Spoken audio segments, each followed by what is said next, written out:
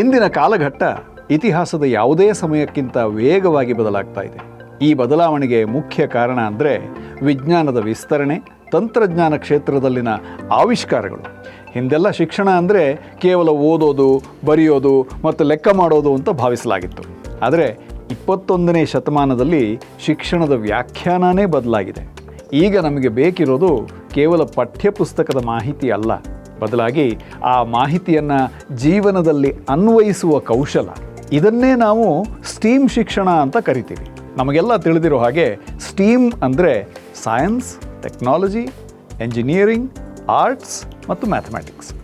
ಈ 5 ಪದಗಳು ಕೇವಲ ಶಾಲಾ ವಿಷಯಗಳಲ್ಲ, ಇವು ನಮ್ಮ ಭವಿಷ್ಯದ ಭದ್ರ ಬುನಾದಿಗಳು. ಪ್ರಸ್ತುತ ಸಮಯದಲ್ಲಿ ಪ್ರೌಢಶಾಲಾ ಹಂತದಲ್ಲಿರುವ ವಿದ್ಯಾರ್ಥಿಗಳಿಗೆ ಈ ಪರಿಕಲ್ಪನೆಯನ್ನು ಪರಿಚಯಿಸೋದು ಅತ್ಯಂತ ಅಗತ್ಯವಾಗಿದೆ. ಯಾಕಂದರೆ ಪ್ರೌಢಶಾಲಾ ಶಿಕ್ಷಣದ ಹಂತ ವಿದ್ಯಾರ್ಥಿಗಳ ಜೀವನದಲ್ಲಿ ಅತ್ಯಂತ ಮಹತ್ವದ ಘಟ್ಟ. ಇಲ್ಲಿ ನಾವು ಕಲಿಯುವ ವಿಷಯಗಳೇ ನಮ್ಮ ವೃತ್ತಿ ಜೀವನವನ್ನು ನಿರ್ಧರಿಸ್ತವೆ. ಸ್ನೇಹಿತರೆ, ವಿಜ್ಞಾನ ಅನ್ನೋದು ಕೇವಲ ಲ್ಯಾಬೊರೇಟರಿಗಳಲ್ಲಿ ನಡೆಯುವ ಸಂಶೋಧನೆ ಅಲ್ಲ, ಅದು ನಮ್ಮ ಸುತ್ತಮುತ್ತಲಿನ ಪ್ರತಿಯೊಂದು ಚಲನೆಯಲ್ಲೂ ಇದೆ. ನಿತ್ಯ ಜೀವನದಲ್ಲಿ ಹಾಸು ಹೊಕ್ಕಾಗಿದೆ. ನಾವು ಉಸಿರಾಡೋ ಗಾಳಿಯಿಂದ ಹಿಡಿದು ನಕ್ಷತ್ರಗಳ ಹೊಳಪಿನವರೆಗೆ ಎಲ್ಲದರಲ್ಲೂ ವಿಜ್ಞಾನ ಅಡಗಿದೆ. ವಿಜ್ಞಾನ ನಮಗೆ ಪ್ರಶ್ನಿಸೋದನ್ನು ಕಲಿಸುತ್ತೆ. ಯಾಕೆ, ಹೇಗೆ, ಯಾವಾಗ?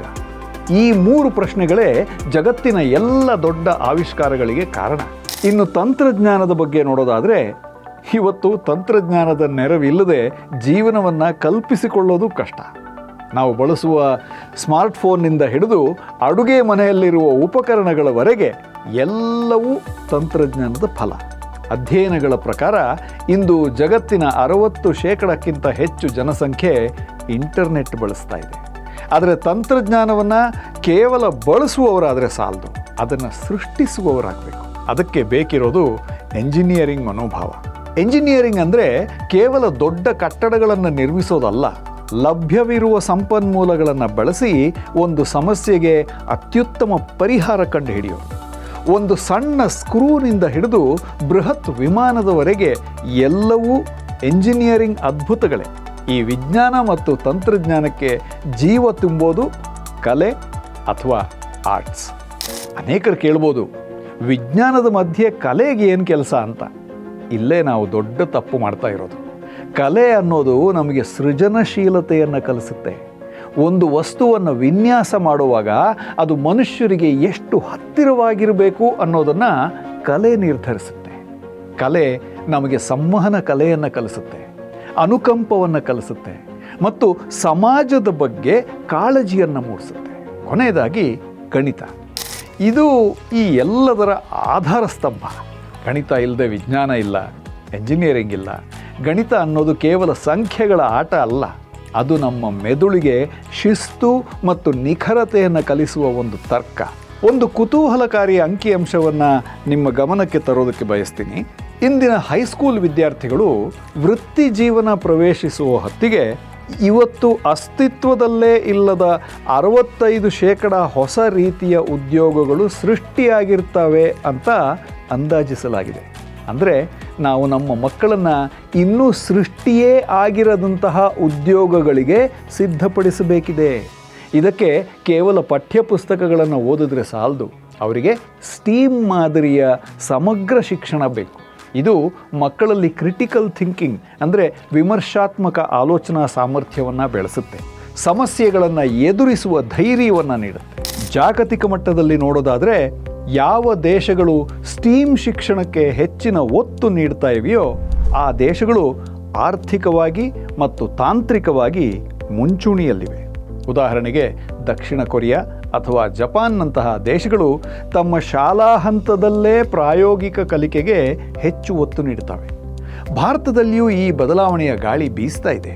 ನಮ್ಮ ದೇಶದಲ್ಲಿ ಪ್ರತಿ ವರ್ಷ ಲಕ್ಷಾಂತರ ಎಂಜಿನಿಯರ್ಗಳು ಪದವಿ ಪಡೀತಾ ಇದ್ದಾರೆ. ಆದರೆ ಅವರಲ್ಲಿ ಕೇವಲ 20% ಜನರಿಗೆ ಮಾತ್ರ ಉದ್ಯೋಗಕ್ಕೆ ಬೇಕಾದ ಸರಿಯಾದ ಕೌಶಲಗಳಿವೆ ಅನ್ನೋದು ಕಹಿ ಸತ್ಯ. ಈ ಅಂತರವನ್ನು ಕಡಿಮೆ ಮಾಡಬೇಕಾದ್ರೆ ನಾವು ಹೈಸ್ಕೂಲ್ ಹಂತದಲ್ಲೇ ಸ್ಟೀಮ್ ಕಲಿಕೆಯನ್ನು ಗಂಭೀರವಾಗಿ ಪರಿಗಣಿಸಬೇಕಿದೆ. ವಿದ್ಯಾರ್ಥಿಗಳೇ, ನೀವು ಕೇವಲ ಪರೀಕ್ಷೆಯಲ್ಲಿ ಅಂಕ ಪಡೆಯೋದಕ್ಕೆ ಓದಬೇಡಿ. ನೀವು ಕಲಿಯುವ ಪ್ರತಿಯೊಂದು ವಿಷಯನೂ ಜೀವನದ ಯಾವುದೋ ಒಂದು ಹಂತದಲ್ಲಿ ಅಗತ್ಯ ಆಗತ್ತೆ ಎಂಬುದನ್ನು ಅರ್ಥ ಮಾಡ್ಕೊಳ್ಳಿ. ನೀವು ಜೀವಶಾಸ್ತ್ರದಲ್ಲಿ ಸಸ್ಯಗಳ ಬಗ್ಗೆ ಓದ್ತಾ ಇರುವಾಗ ಅದು ಕೃಷಿಯಲ್ಲಿ ಹೇಗೆ ಬಳಕೆ ಆಗ್ಬೋದು ಅಂತ ಯೋಚನೆ ಮಾಡಿ. ಭೌತಶಾಸ್ತ್ರದಲ್ಲಿ ವಿದ್ಯುತ್ ಬಗ್ಗೆ ಓದ್ತಾ ಇರುವಾಗ ಬೇರೆ ಬೇರೆ ಮೂಲಗಳಿಂದ ಹೇಗೆ ಕಡಿಮೆ ಖರ್ಚಿನಲ್ಲಿ ವಿದ್ಯುತ್ತನ್ನು ತಯಾರಿಸ್ಬೋದು ಅಂತ ಯೋಚಿಸಿ. ನಿಮ್ಮ ಆಲೋಚನೆಗಳು ಬರೀ ಕಾಗದದ ಮೇಲೆ ಇರಬಾರ್ದು, ಅವು ಸಮಾಜದ ಸುಧಾರಣೆಗೆ ಬಳಕೆಯಾಗಬೇಕು. ಇನ್ನು ಮುಖ್ಯವಾಗಿ ನಮ್ಮ ಕರ್ನಾಟಕ ಸರ್ಕಾರದ ಶಿಕ್ಷಣ ಇಲಾಖೆ ಈ ನಿಟ್ಟಿನಲ್ಲಿ ಮಾಡ್ತಾ ಇರುವ ಕ್ರಾಂತಿಕಾರಿ ಬದಲಾವಣೆಗಳ ಬಗ್ಗೆ ನಾವು ಹೆಮ್ಮೆ ಪಡಬೇಕು. ನಮ್ಮ ಸರ್ಕಾರ ಶಿಕ್ಷಣ ಕ್ಷೇತ್ರದಲ್ಲಿ ಒಂದು ಹೊಸ ಬದಲಾವಣೆಗೆ ಕಾರಣ ಆಗ್ತಾ ಇದೆ. ಕರ್ನಾಟಕ ಮಾಡೆಲ್ ಆಫ್ ಎಜುಕೇಷನ್ ಎನ್ನುವ ಪರಿಕಲ್ಪನೆಯಡಿ ಸರ್ಕಾರಿ ಶಾಲೆಗಳ ಚಿತ್ರಣನೇ ಬದಲಾಗ್ತಾ ಇದೆ. ಈ ಬದಲಾವಣೆಯು ಕೇವಲ ಶಾಲಾ ಕಟ್ಟಡಗಳಿಗೆ ಮಾತ್ರ ಸೀಮಿತವಾಗಿಲ್ಲ, ಇದು ಕಲಿಕೆಯ ಗುಣಮಟ್ಟಕ್ಕೆ ಸಂಬಂಧಿಸಿದ್ದು. ನಮ್ಮ ಸರ್ಕಾರ ರಾಜ್ಯದಾದ್ಯಂತ ಸಾವಿರಾರು ಶಾಲೆಗಳಲ್ಲಿ ಅತ್ಯಾಧುನಿಕ ಕಂಪ್ಯೂಟರ್ ಲ್ಯಾಬ್ಗಳನ್ನು ಮತ್ತು ವಿಜ್ಞಾನ ಪ್ರಯೋಗಾಲಯಗಳನ್ನು ಸ್ಥಾಪಿಸ್ತಾ ಇದೆ. ವಿಶೇಷವಾಗಿ ಗ್ರಾಮೀಣ ಭಾಗದ ಮಕ್ಕಳಿಗೆ ತಂತ್ರಜ್ಞಾನದ ಅರಿವು ಮೂಡಿಸೋದಕ್ಕೆ ಸರ್ಕಾರ ವಿಶೇಷ ಕಾರ್ಯಕ್ರಮಗಳನ್ನು ಹಮ್ಮಿಕೊಂಡಿದೆ.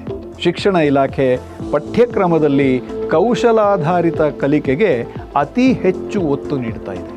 ಮಕ್ಕಳಿಗೆ ಕೇವಲ ಮಾಹಿತಿ ನೀಡೋದಕ್ಕಿಂತ ಹೆಚ್ಚಾಗಿ ಅವರಲ್ಲಿ ಸಂಶೋಧನಾ ಪ್ರವೃತ್ತಿಯನ್ನು ಬೆಳೆಸೋದಕ್ಕೆ ಪ್ರೋತ್ಸಾಹ ನೀಡಲಾಗ್ತಾ ಇದೆ. ಸರ್ಕಾರಿ ಶಾಲೆಗಳಲ್ಲಿ ರೋಬೋಟಿಕ್ಸ್, ಕೋಡಿಂಗ್ ಮತ್ತು ಡೇಟಾ ಸೈನ್ಸ್ನಂತಹ ವಿಷಯಗಳನ್ನು ಪರಿಚಯಿಸ್ತಾ ಇರೋದು ನಮ್ಮ ದೇಶದ ಇತಿಹಾಸದಲ್ಲೇ ಒಂದು ದೊಡ್ಡ ಹೆಜ್ಜೆ. ಇದು ಕೇವಲ ಒಂದು ಇಲಾಖೆಯ ಕೆಲಸವಲ್ಲ, ಇದು ನಾಳೆಯ ಸಮೃದ್ಧ ಕರ್ನಾಟಕದ ನಿರ್ಮಾಣದ ಕನಸು. ಶಿಕ್ಷಕರಿಗೆ ಹೊಸ ಕಾಲದ ಬೋಧನಾ ಪದ್ಧತಿಗಳ ಬಗ್ಗೆ ತರಬೇತಿ ನೀಡಲಾಗ್ತಾ ಇದೆ. ಇದರಿಂದ ಅವರು ಮಕ್ಕಳಿಗೆ ವಿಷಯಗಳನ್ನು ಹೆಚ್ಚು ಸುಲಭವಾಗಿ ಮತ್ತು ಆಸಕ್ತಿದಾಯಕವಾಗಿ ವಿವರಿಸೋದಕ್ಕೆ ಸಾಧ್ಯ ಆಗ್ತಾ ಇದೆ. ವಿದ್ಯಾರ್ಥಿಗಳೇ, ನಿಮ್ಮ ಮುಂದೆ ಈಗ ಸುವರ್ಣ ಅವಕಾಶ ಇದೆ. ಸರ್ಕಾರ ನಿಮಗೆ ಬೇಕಾದ ಎಲ್ಲ ಸೌಲಭ್ಯಗಳನ್ನು, ವೇದಿಕೆಯನ್ನು ಒದಗಿಸ್ಕೊಡ್ತಾ ಇದೆ. ನೀವು ಮಾಡಬೇಕಾಗಿರೋದು ಇಷ್ಟೇ: ನಿಮ್ಮಲ್ಲಿರುವ ಜ್ಞಾನದ ಹಸಿವನ್ನು ಹೆಚ್ಚಿಸಿಕೊಳ್ಳಿ. ಕೇವಲ ಓದೋದನ್ನು ಬಿಟ್ಟು ಹೊಸತನ್ನು ಸೃಷ್ಟಿಸೋದಕ್ಕೆ ಪ್ರಯತ್ನಿಸಿ. ನಿಮ್ಮ ಶಾಲೆಯಲ್ಲಿರುವ ಲ್ಯಾಬ್ಗಳನ್ನು ಬಳಸಿ. ನಿಮ್ಮ ಶಿಕ್ಷಕರ ಹತ್ರ ಅನುಮಾನಗಳನ್ನು ಕೇಳಿ ಪರಿಹರಿಸಿಕೊಳ್ಳಿ. ಪ್ರಪಂಚ ಇವತ್ತು ಪ್ರತಿಭೆಯನ್ನು ಗೌರವಿಸ್ತಾ ಇದೆ, ಕೇವಲ ಅಂಕಗಳನ್ನಲ್ಲ. ನಿಮ್ಮಲ್ಲಿ ಒಂದು ಕೌಶಲ ಇದ್ದರೆ ನೀವು ಎಲ್ಲೂ ಸೋಲೋದಕ್ಕೆ ಸಾಧ್ಯನೇ ಇಲ್ಲ. ಬನ್ನಿ, ನಾವೆಲ್ಲರೂ ಸೇರಿ ಈ ಶಿಕ್ಷಣ ಕ್ರಾಂತಿಯಲ್ಲಿ ಭಾಗಿಯಾಗೋಣ. ನಮ್ಮ ರಾಜ್ಯದ ಪ್ರತಿಯೊಂದು ಹಳ್ಳಿಯಲ್ಲೂ ಒಬ್ಬ ವಿಜ್ಞಾನಿ ಹುಟ್ಟಲಿ, ಪ್ರತಿಯೊಂದು ಶಾಲೆಯಲ್ಲೂ ಒಬ್ಬ ಇಂಜಿನಿಯರ್ ತಯಾರಾಗಲಿ. ಕರ್ನಾಟಕ ಜ್ಞಾನದ ರಾಜಧಾನಿಯಾಗಿ ಇಡೀ ವಿಶ್ವಕ್ಕೆ ದಾರಿದೀಪ ಆಗಲಿ. ನಮ್ಮ ಸರ್ಕಾರ ಜಾರಿಗೆ ತಂದಿರುವ ಈ ಅದ್ಭುತ ಯೋಜನೆಗಳನ್ನು ಸದುಪಯೋಗಪಡಿಸಿಕೊಳ್ಳಿ. ಜ್ಞಾನವೇ ಶಕ್ತಿ. ಆ ಶಕ್ತಿಯನ್ನು ಬಳಸಿಕೊಂಡು ನಾವು ಸುಂದರವಾದ, ಸಮೃದ್ಧವಾದ ಮತ್ತು ಪ್ರಗತಿಪರವಾದ ಕರ್ನಾಟಕವನ್ನು ಕಟ್ಟೋಣ. ನಿಮ್ಮ ಪಯಣ ಜ್ಞಾನದ ಕಡೆ ಸದಾ ಸಾಗಿರಲಿ. ಧನ್ಯವಾದಗಳು.